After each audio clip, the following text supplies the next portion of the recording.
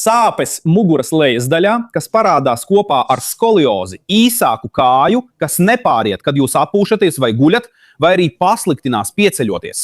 Šajā video es tev parādīšu, kā uzlabot galveno muskuli, kas izraisa sāpes muguras lejas daļā. Tādā veidā, kādu tu vēl nekad neesi redzējis. Tu sapratīsi, kāpēc šis muskulis izraisa tik lielas sāpes, un pats labākais, tu redzēsi, ka nav jābūt jaunam, tievam vai ļoti lokanam, lai veiktu šos vingrinājumus un uzreiz atvieglotu šīs sāpes.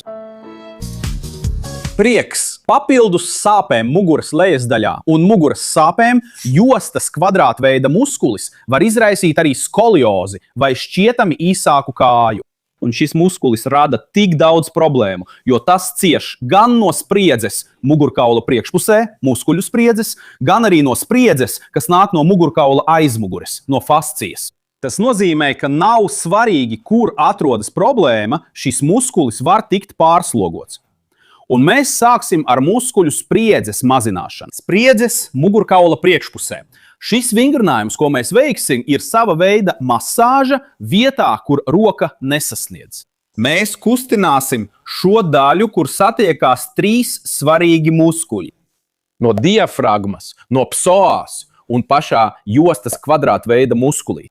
Tev būs nepieciešams stingrāks, cietāks spilvens vai arī salocīta sega. Tu atbalstīsi, apgulies uz šīs segas, uz šīs spilvena, atbalstot no krūšu vidus līdz nabas līmenim. Ir obligāti, ka brīdī, kad tu apgulies, tu nevari pakustināt ne krūšu kaulu, ne vēdera augšdaļu.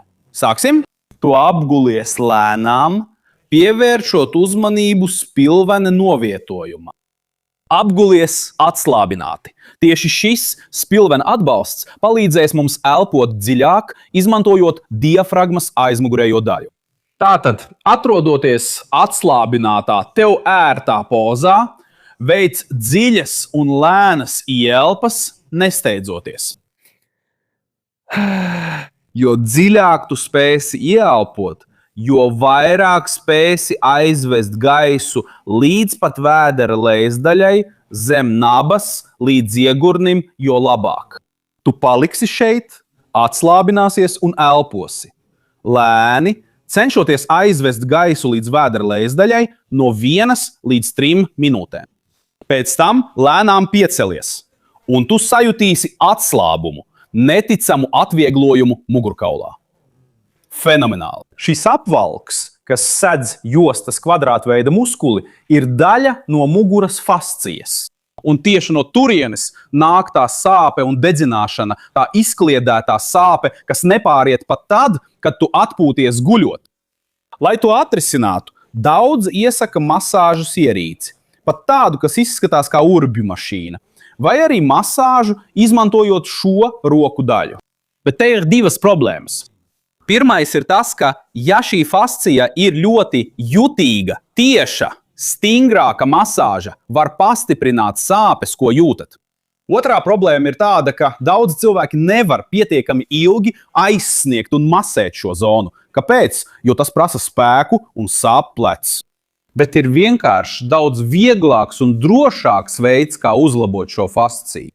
Jūs izmantosiet gumijas bumbiņu, tās fizioterapijas bumbiņas, kuras var atrast aptiekā vai fizioterapijas preču veikalā. Ja jums tādas nav, varat izmantot papīra bumbiņu. Novietojiet šo bumbiņu šeit blakus mugurkaulam, vēlams tieši tajā vietā, kur jūtat sāpes. Pēc tam jūs piespiedīsiet šo bumbiņu, viegli piespiežot to pie sienas.